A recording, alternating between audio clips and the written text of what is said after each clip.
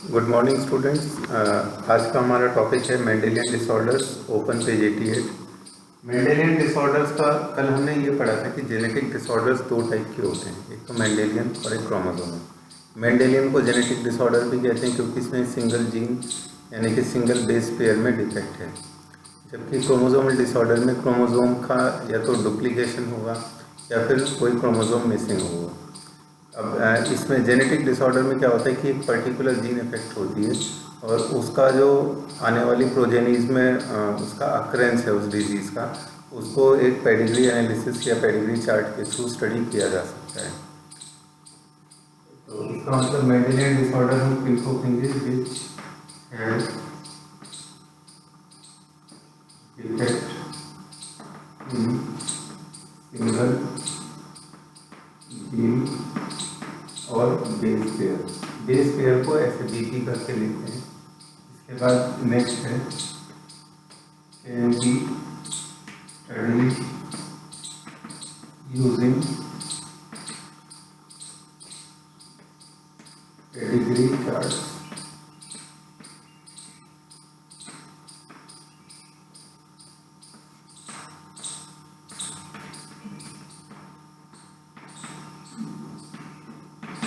दो तरह के होते हैं मेंडेलियन डिसऑर्डर। पहले टाइप के वो होते हैं जो कि सेक्स लिंक्ड होते हैं, दूसरे टाइप के वो होते हैं जो कि ऑटोसोमल होते हैं।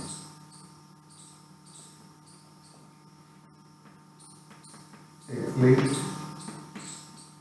और ऑटोसोमल। सेक्स लिंक्ड वो होते हैं जो कि किसी सेक्स क्रोमोसोम के ऊपर मौजूद जीन में अगर कोई डिफेक्ट आता है तो तब वो ट्रांसफर होते हैं। इसका मतलब ये कि वो पर्टिकुलर सेक्स के यानी पर्टिकुलर जेंडर के ऑर्गेनिज्म के अंदर ही ऑब्जर्व होंगे, या तो मेल्स के अंदर ज़्यादा ऑब्जर्व होंगे या फीमेल्स के। ऑटोसोमल वो होते हैं जिसमें कि शुरू के जो 22 पेयर के क्रोमोसोम्स हैं उनके ऊपर मौजूद जीन्स में कोई डिफेक्ट आता है, यानी कि वो मेल और फीमेल दोनों में इक्वली प्रेजेंट होंगे। इसके बाद अगला जो क्लासिफिकेशन है वो है डोमिनेंट या रिसेसिव।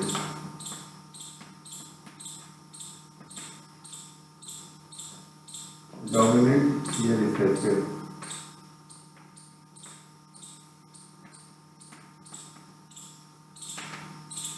डोमिनेंट या रिसेसिव का मतलब ये है कि अगर एक डिफेक्टिव कॉपी उस जीन की यानी कि एक डिफेक्टिव एलील का होना ही पर्याप्त है डिजीज होने के लिए तो उसे कहते हैं डोमिनेंट, और अगर दोनों डिफेक्टिव कॉपी होना जरूरी है डिजीज होने के लिए तो उसे क्या कहेंगे? उसे कहेंगे रिसेसिव। फॉर एग्जाम्पल, अगर तुम याद करो तो ड्वार्फ वाला जो प्लांट होता था उसके लिए ये वाली कंडीशन जरूरी थी, होमोजाइगस रिसेसिव होना जरूरी था, जबकि जो डोमिनेंट वाला ट्रेट था वो हेटेरोजाइगस कंडीशन में और होमोजाइगस कंडीशन दोनों में एक्सप्रेस होता था। तो वही यहाँ पर भी है कि डोमिनेंट ट्रेट वो होगा जो कि एक डिफेक्टिव कॉपी होने पर भी एक्सप्रेस हो जाएगा, और रिसेसिव वो होगा जिसमें दोनों कॉपी डिफेक्टिव होंगी तभी एक्सप्रेस होगा। अभी हम इसको एग्जाम्पल्स के थ्रू समझ लेते हैं। अभी पेडिग्री वाले जो क्वेश्चंस होते हैं एग्जाम में वो इस तरह से आते हैं कि सामने एक पेडिग्री चार्ट बना दिया हुआ होता है और उसको आइडेंटिफाई करना होता है कि इसमें जो डिजीज़ दिखाया गया है ये किस तरह का है, ऑटोसोमल है, सेक्स लिंक्ड है, डोमिनेंट है, रिसेसिव है। अभी एक एग्जाम्पल से हम समझने की कोशिश करते हैं।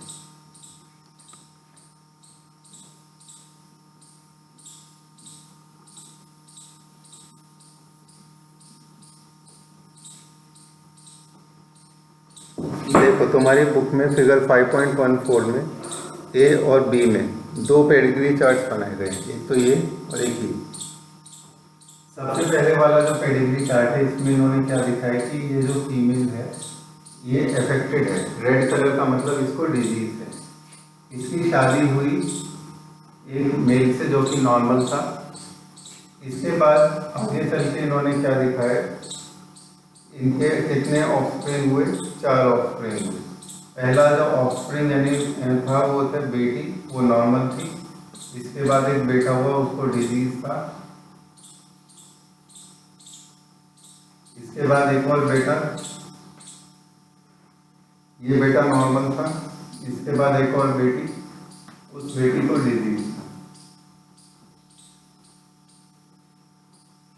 बाद हमने क्या देखा कि ये जो बेटी थी जिसको डिसीज था, इसने एक नॉर्मल आदमी से शादी करी और उसके बाद इनके कितने बच्चे हुए? 3 बच्चे हुए। पहले एक बेटा हुआ जो कि नॉर्मल था, उसके बाद एक बेटी हुई जिसको डिजीज था, उसके बाद एक बेटा हुआ जो कि नॉर्मल था। अब यहाँ अगर हम देखें तो इस लड़के की शादी हुई एक नॉर्मल लड़की से और आगे चल के इनके 3 बच्चे हुए, लड़की, एक और लड़की और एक लड़का, तीनों के तीनों नॉर्मल। तो जब हम इस तरह से कलर कर देते हैं और बुक में इसको रेड कलर से इंडिकेट किया गया तो इसका मतलब होता है कि वो नॉर्मल है। और अगर हम कलर नहीं करते हैं तो इसका मतलब क्या है? वो नॉर्मल है और इसका मतलब है वो एबनॉर्मल, यानी कि वो डिजीज। देखो कुछ एग्जांपल्स दिए तुम्हारी बुक में इस तरह के डिजीज के, जैसे कि हीमोफीलिया, मेंडेलियन डिसऑर्डर्स के, haemophilia, cystic fibrosis, sickle cell anaemia, colour blindness, phenylketonuria, thalassaemia etcetera. अब इनमें से कौन सा किस टाइप का एग्जाम्पल है वो हम एक एक करके स्टडी करेंगे। सबसे पहला वाला जो है, अब इसमें तुम क्या देख रहे हो कि इसमें अगर किसी में डिजीज है, जैसे सपोज करो इसमें डिजीज है तो इसका कम से कम एक पेरेंट अफेक्टेड होना चाहिए। इसी तरह से अगर ये इसका हम केस देखें, इसको डिजीज है तो इसका कम से कम एक पेरेंट अफेक्टेड है और इसका भी कम से कम एक पेरेंट अफेक्टेड है। तो इसका मतलब ये कैसा क्रिएट हुआ? ये हुआ डोमिनेंट। ये डोमिनेंट को पहचानने की तरीका है। डोमिनेंट पेडिग्री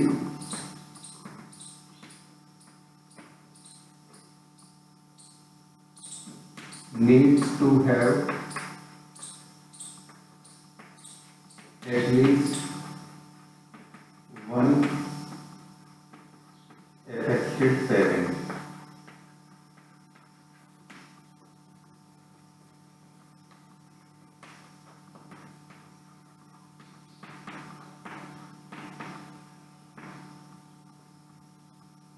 ठीक है, अगर किसी भी ऑर्गेनिज्म को डिजीज होने के लिए उसके कम से कम एक पेरेंट में डिजीज है, दोनों में भी हो सकता है, तो उसे डोमिनेंट कहते हैं।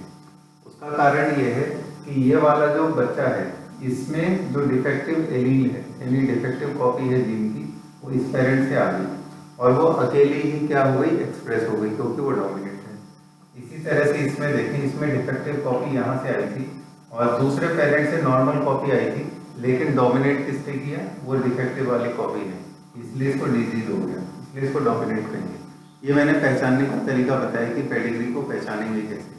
अगर हमें ये दिख रहा है कि इसमें उन ऑर्गेनिज्म को डिजीज हो रहा है जिनका कम से कम एक पेरेंट अफेक्टेड है, तो उसको हम क्या कहेंगे? वो डोमिनेंट। अब दूसरी चीज हम कैसे पता लगाते हैं? ऑटोसोमल। ऑटोसोमल कैसे पता लगाएंगे? इसमें तुम देखो मेल को भी डिजीज हो रहा है और फीमेल को भी डिजीज हो रहा है। इसका मतलब यहाँ सेक्स लिंक का कोई चक्कर नहीं है ना, दोनों ही जेंडर इक्वली अफेक्टेड हो रहे हैं।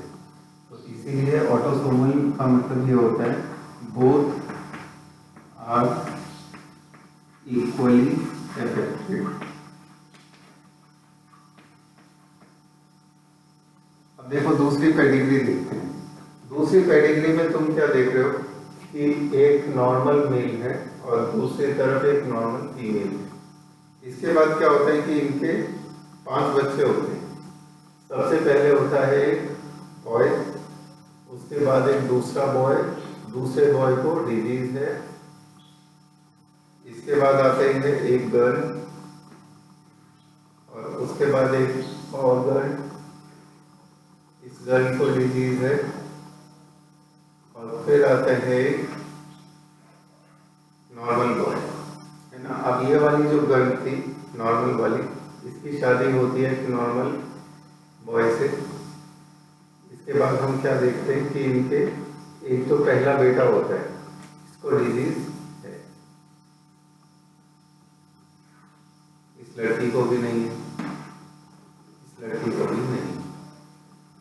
तो ये वाला जो ट्रेट है ये किस टाइप का ट्रेट है? इसमें बुक में लिखा है कि ऑटोसोमल रिसेसिव ट्रेट है। ऑटोसोमल का पता हम कैसे लगाएंगे कि मेल और फीमेल दोनों इफेक्टेड हैं, इसीलिए ऑटोसोमल है। लेकिन ये रिसेसिव है, डोमिनेंट नहीं। इसका पता इस बात से लगता है कि दोनों पेरेंट को डिजीज नहीं है, तब भी दो ऑफस्प्रिंग को डिजीज हो गया, है ना। दोनों पेरेंट नॉर्मल थे तब भी यहाँ डिजीज हो गया, इसका मतलब ये रिसेसिव है। अब जैसे ये वाला है, इसके भी दोनों पेरेंट नॉर्मल हैं लेकिन इसको डिजीज हो गया, तब ये भी हमें क्या बताता है कि रिसेसिव है और ऑटोसोमल है। अब देखो रिसेसिव का पता कैसे लगा। ऑटोसोमल का मैंने बता दिया कि कैसे पता लगाएं कि अगर दोनों इक्वली इफेक्टेड होंगे मेल और फीमेल तो उसको ऑटोसोमल कहते हैं। अब हम देखते हैं कि रिसेसिव का पता कैसे लगाएं।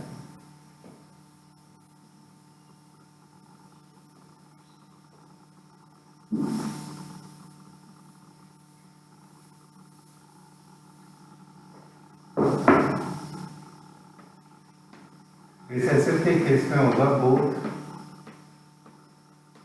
Parents are normal, still progeny has disease, यानी बच्चे में फिर भी डिजीज आ गया, दोनों पेरेंट्स नॉर्मल है तब भी। जबकि डोमिनेंट में क्या हो रहा था कि कम से कम एक पेरेंट को अफेक्टेड होना था डिजीज होने के लिए। ये दोनों में डिफरेंस है, इस तरह से हम पहचान कर सकते हैं। अब वो किस तरह से आता है वो हम एग्जाम्पल्स के थ्रू समझेंगे। सबसे पहला जो एग्जाम्पल है वो है हीमोफीलिया। हीमोफीलिया जो कि सेक्स लिंक रिसेसिव डिजीज है, उन्होंने पहली लाइन में बता दिया। अब हम इसको एग्जाम्पल से समझते हैं।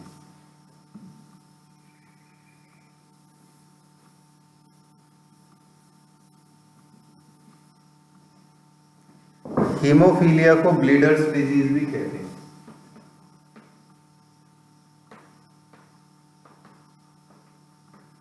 हीमोफीलिया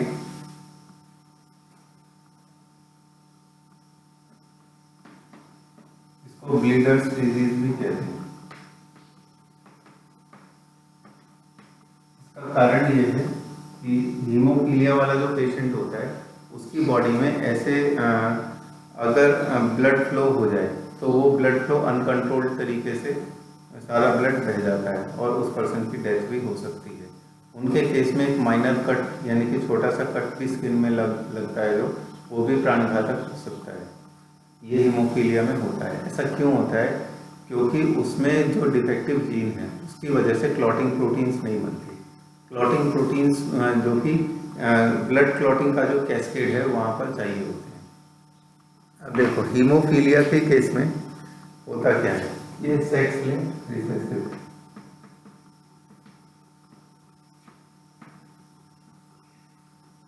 यहाँ पर जो जीन इन्वॉल्व होती है वो एक्स क्रोमोसोम पर प्रेजेंट होती है। अब देखो ह्यूमन फीमेल्स जो होती हैं उनके अंदर सेक्स क्रोमोसोम्स होते हैं XX। तो अगर एक X के ऊपर, यहाँ मैंने H लिख दिया, इसका मतलब ये है कि ये वाला जो X है इसके ऊपर हीमोफीलिया वाली जीन प्रेजेंट, डिफेक्टिव वाली, इस X के ऊपर नहीं है। और दूसरी तरफ एक मेल है जिस मेल के पास X और Y क्रोमोसोम है, इस X के ऊपर कोई भी डिफेक्टिव जीन नहीं है। तो अब इनका अगर हम क्रॉस बनाएंगे तो किस तरह से होगा, इस X का क्रॉस अगर इस X से होगा तो ये जो फीमेल होगी ये नॉर्मल होगी, इस X का इस Y से होगा तो ये जो मेल होगा ये भी नॉर्मल होगा। अब इस वाले X का इस X के साथ अगर होगा तो इस तरह से कॉम्बिनेशन बनेगा XHX। XHX का मतलब ये होता है कि ये वाली जो फीमेल होगी इसके पास एक डिफेक्टिव कॉपी है, ये वाली जो फीमेल होगी इसको डिजीज नहीं होगा। ये एक रिसेसिव डिसऑर्डर है, इसमें एक कॉपी डिफेक्टिव होना काफ़ी नहीं है फीमेल्स के लिए। फीमेल्स के केस में 2 X क्रोमोसोम होते हैं, दोनों जब डिफेक्टिव होंगे तभी उनको डिजीज होगा। ऐसी वाली फीमेल्स को कहते हैं कैरियर, यानी वो सिर्फ कैरी करती हैं उस एलील को और अगली जनरेशन में ट्रांसफर कर सकती हैं, उनको खुद को वो डिजीज नहीं होता। इसके बाद XH और Y, ये होगा एक मेल। और मेल्स के केस में क्या होता है कि X की एक ही कॉपी होती है और अगर वो X इस इस तरह से डिफेक्टिव है, यानी कि वो डिफेक्टिव जीन कैरी कर रहा है हीमोफीलिया वाले, तो उस केस में उसको डिजीज होगा। तो यहाँ पर हम क्या देख रहे हैं कि मेल्स और फीमेल्स इक्वली अफेक्टेड नहीं होते हैं। मेल्स को पास एक ही एक्स क्रोमोसोम होता है, इसीलिए अगर उनके पास वो एक्स क्रोमोसोम ऐसा आया जिसमें डिफेक्टिव जीन की कॉपी थी तो उनको डिजीज होगा। और फीमेल्स के केस में चूंकि 2 एक्स क्रोमोसोम होते हैं तो इसलिए दोनों में डिफेक्टिव कॉपी का होना जरूरी है डिजीज होने के लिए। अगर एक होगा तो वो कैरियर होंगी और अगर एक भी नहीं होगा तो वो नॉर्मल होंगी, है ना। तो ये मैंने तुम्हें चारों पॉसिबिलिटी यहाँ पर करके बता दी है। इसके बाद तो इसका मतलब यहाँ पर क्या है, फीमेल्स जो हैं वो एक तरह से एडवांटेज पर है। और इस तरह के जो केसेस हैं वो हमें मेल क्रोमोसोम पर भी देखने में आते हैं कि अगर वो वाई लिंक्ड हैं। लेकिन अगर वाई लिंक होगा तो वाई तो सिर्फ मेल्स में ही प्रेजेंट होता है, इसका मतलब वो मेल्स में ही वो डिजीज हम शो होगा। और अगर एक्स लिंक की बात आती है तो एक्स लिंक का एग्जांपल तुमने देख लिया है कि उसमें फीमेल्स कैरियर हो सकती हैं, मेल्स को होने के ज़्यादा चांस हैं। ठीक है, अब हम बढ़ते हैं आगे। देखो हीमोफीलिया वाले पैराग्राफ में इन्होंने कुछ और भी बातें बताई हैं, जैसे कि हेटेरोजाइगस फीमेल फॉर हीमोफीलिया में transmit the disease to sons, यानी फीमेल किसको ट्रांसफर करेगी डिजीज, सन्स को। ये फीमेल थी कैरियर थी और इसने किसको ट्रांसफर किया, सन को ट्रांसफर किया। अब देखो इसके और कितने पॉसिबल हो सकते हैं। अगर फीमेल ऐसी है जिसके पास दोनों डिफेक्टिव कॉपी है और मेल नॉर्मल है, तो उस केस में क्या क्रॉस होगा वो भी तुम बना के देख सकते हो। पहला होगा XH X, फिर XHY, इसके बाद XHX और फिर आएगा XHY। तो इस केस में ये जो XHY दोनों बॉयज हैं इनको डिजीज होगा क्योंकि डिफेक्टिव कॉपी है, और ये जो दोनों गर्ल्स होंगी कैरियर होंगी ना। इसका एक और वेरिएंट हम बना के देखते हैं। एक मेल है XHY वाला, इसकी शादी होती है एक नॉर्मल फीमेल से, तो इस केस में XHX ये कैरियर फीमेल बनेगी, है ना। XHX ये भी carrier female, XY normal boy, XY normal boy. इस तरह से तुम लोग क्रॉस बना के देख सकते हो कि क्या रिजल्ट बन सकता है। इस डिजीज के बारे में एक इम्पॉर्टेंट बात है कि the family pedigree of Queen Victoria shows a number of haemophilic descendants as she was a carrier for the disease. Queen Victoria जो महारानी थी ब्रिटेन की, उनको ये डिजीज मतलब उनके पास ये डिफेक्टिव कॉपी थी, वो खुद कैरियर थी, तो उन्होंने आगे आने वाली उनकी कई पीढ़ियों में ये डिजीज़ को ट्रांसफ़र किया, तो इसलिए इस डिजीज़ को रॉयल डिजीज़ भी कहते हैं, यानी शाही डिजीज़। अब आते हैं सिकल सेल एनीमिया पर। सिकल सेल एनीमिया में क्या होता है?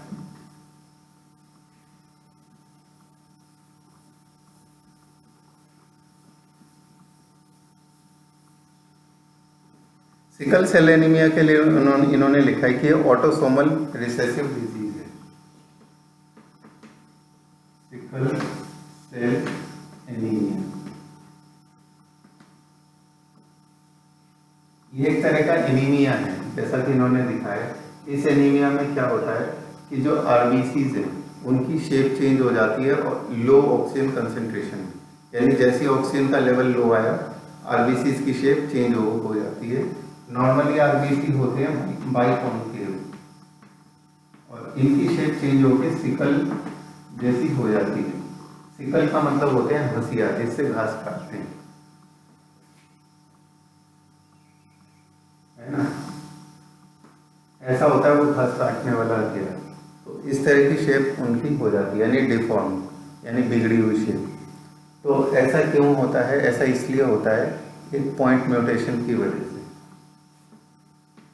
Due to a point mutation. और अगर तुम याद करो, पॉइंट म्यूटेशन का मतलब होता है सिर्फ एक सिंगल बेस पेयर पे आने वाला चीज, उसे पॉइंट म्यूटेशन कहते हैं। देखो आरबीसी के अंदर होता है हीमोग्लोबिन, हीमोग्लोबिन के अंदर होती हैं अल्फा और बीटा ग्लोबिन चेन्स। अल्फा की ग्लोबिन चेन्स होती हैं 2, अल्फा 1 अल्फा 2, और बीटा की ग्लोबिन चेन्स होती हैं 2, बीटा 1 बीटा 2। इसमें जो बीटा वाली ग्लोबिन चेन है इसके अंदर 6th पोजीशन पर इस पोजीशन पर ग्लूटामिक एसिड नाम का एमिनो एसिड होता है। इसकी जगह अगर वेलिन नाम का एमिनो एसिड आ जाए तब जाके ये वाली स्थिति क्रिएट होती है कि लो ऑक्सीजन कंसंट्रेशन में वो सिकल सेल के हो जाएंगे। ऐसा क्यों होता है, किस पॉइंट म्यूटेशन की वजह से होता है कि ये वाला जो एमिनो एसिड था ग्लूटामिक एसिड वो GAG की वजह से कोड होता है ना। GAG एक कोड है न्यूक्लियोटाइड का जिसकी वजह से एमिनो एसिड बनता है। इसकी जगह पॉइंट म्यूटेशन अगर हो जाए, A की जगह अगर U आ जाए तो क्या बन जाएगा ये GUG, और GUG कोड करता है एमिनो एसिड को। इससे हमें ये पता लगता है कि इतना जो माइनर चेंज है इसकी वजह से कितना बड़ा मॉडिफिकेशन या डिफरेंस आ सकता है। फिगर 5.15 देखो, यहाँ पर इन्होंने हमें यही समझाया है। सबसे देखो लेफ्ट साइड में देखो कि GAG नाम का जो mRNA था इसकी वजह से क्या बना, ग्लूटामिक एसिड छठी पोजीशन पे HBA पेप्टाइड। उसके बाद दूसरे वाले में हमें क्या दिखा, HBS पेप्टाइड।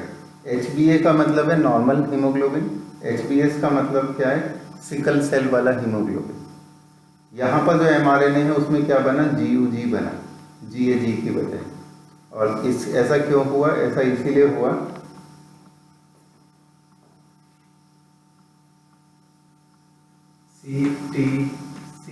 CTC के सामने क्या आना चाहिए, GAG। अब CTC की बजाय अगर यहाँ पर CAC हो जैसा कि यहाँ दिखाया गया है तो इसके सामने क्या बनेगा, GUG, क्योंकि A के सामने तो U ही आएगा। तो यह इसके बाद हम क्या देखते हैं कि GAG जहाँ कोड कर रहा था इसको GUG कोड करेगा एक दूसरे एमिनो एसिड को, तो उसके बाद उनकी शेप हो जाएगी ऐसी चेंज। अब इसका हम एक क्रॉस बना के देखते हैं कि इससे होता क्या है। अभी इन्होंने बताया कि ये एक ऑटोसोमल डिसऑर्डर है, ऑटोसोमल है और रिसेसिव है। तो इसका क्रॉस कैसे बनाएंगे वो तुम लोग अभी देखना। तो यहाँ हम X और Y को यूज नहीं करेंगे क्योंकि ये ऑटोसोमल है। सपोज करो कि एक पर्सन है जिसके पास दोनों हीमोग्लोबिन के जो एलील्स है वो नॉर्मल है, तो उसको क्या लिखेंगे, HBA HBE। और दूसरी तरफ एक पर्सन है जिसका है HBS HBS, यानी कि इसके पास दोनों डिफेक्टिव कॉपी है। इस पर्सन को है सिकल सेल एनीमिया। अब इनके कॉम्बिनेशन देखो कैसे बनेंगे, HBA HBS, इसमें भी ऐसे HBA HBA HBA HBA HBA HBA। तो चारों के चारों कैसे हुए, हेटेरोजाइगस बने।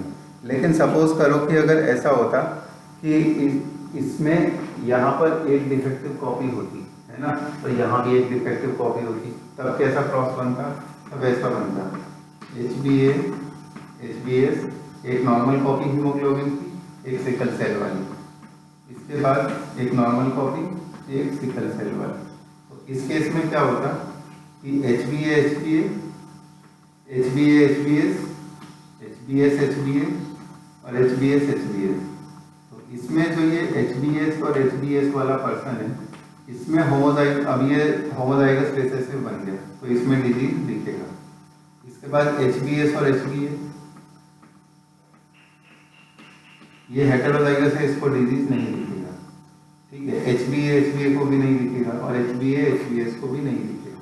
तो नॉर्मल कौन से होंगे, HBA HBA ये नॉर्मल होंगे, HBA HBS ये भी नॉर्मल होंगे क्योंकि ये रिसेसिव है, दोनों डिफेक्टिव कॉपी होंगी तभी डिजीज होगा, और HBS HBS वाले को डिजीज होगा। तो इस तरह से हम क्रॉस बना के बता सकते हैं।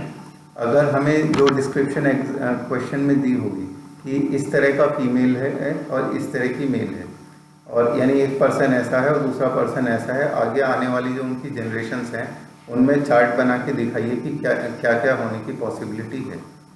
अगर हमें कहते हैं होमोजाइगस कहते हैं तो होमोजाइगस ये तो हेटेरो है, होमो या तो ऐसा होगा या ऐसा होगा, ठीक है। और अगर हेटेरो कहते हैं तो वो ऐसा होगा।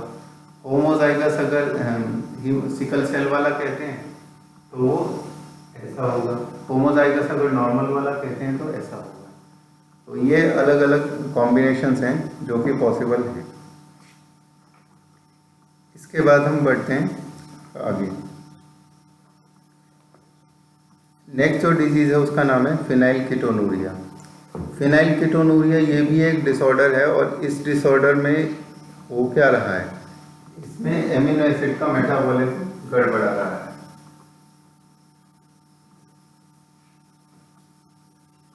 जैसा कि अभी अभी हमने देखा कि यहाँ पर पहले वाले केस में हीमोफीलिया के केस में क्लॉटिंग प्रोटीन्स नहीं बनते, ऐसे ही फिनाइलकीटोनूरिया के केस में क्या होता है कि फिनाइल एलेनिन ट्रांसफरेज नाम का एक एंजाइम जो है वो फॉर्म नहीं होता। यानी कि जिस जीन में डिफेक्ट है वो जीन असल में बना रहा था फिनाइल एलेनिन सिंथेज नाम का एंजाइम। अब क्या होता है कि अगर वो जीन काम नहीं करेगी तो ये एंजाइम भी नहीं काम करेगा, और ये एंजाइम अगर काम नहीं करेगा तो फिनाइल एलेनिन नाम का एमिनो एसिड जिसके मेटाबॉलिज्म में ये एंजाइम रोल प्ले कर रहा था, ये बॉडी में इकट्ठा होता जाएगा, और इकट्ठा होते जाने की वजह से क्या होगा कि या तो ये यूरिन में पास आउट होने लगेगा या फिर ये ब्रेन में जाकर मेंटल रिटार्डेशन कॉज कर सकता है। तो ये है फिनाइलएलेनिन कीटोनूरिया नाम के डिजीज का कि उसमें क्या होता है। This inborn error of metabolism is inherited as the autosomal recessive trait. Autosomal recessive का मतलब क्या है, ये किस तरह का डिजीज है, जैसे सिकल सेल एनीमिया था कि वो दोनों जेंडर को हो सकता है और रिसेसिव है, यानी कि दोनों डिफेक्टिव कॉपी होंगी तभी होगा। Affected individual lacks an enzyme that converts the amino acid phenylalanine into tyrosine. Tyrosine में कन्वर्ट होता है, और टायरोसिन में जब वो कन्वर्ट हो जाता है तब वो इतना टॉक्सिक नहीं रहता। As a result of this phenylalanine is accumulated converted into phenylpyruvic acid and other derivatives. तो फिनाइलएलेनिन अगर ये टायरोसिन में कन्वर्ट ना हो इस एंजाइम की वजह से, तो फिर ये किस में कन्वर्ट हो जाएगा, फिनाइल पिरुविक एसिड। और इस कंडीशन में ये कैसा होता है, ये टॉक्सिक होता है ब्रेन के लिए, जिस वजह से फिर क्या होता है, मेंटल रिटार्डेशन।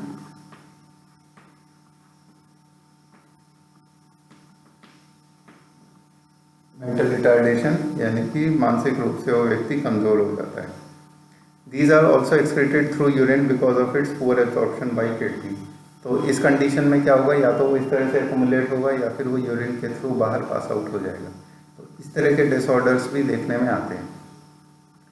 ये जो थे कुछ एग्जांपल्स थे इसके मेंडेलियन डिसऑर्डर्स के। कल हम देखेंगे क्रोमोसोमल डिसऑर्डर्स के कुछ एग्जांपल्स। Thank you.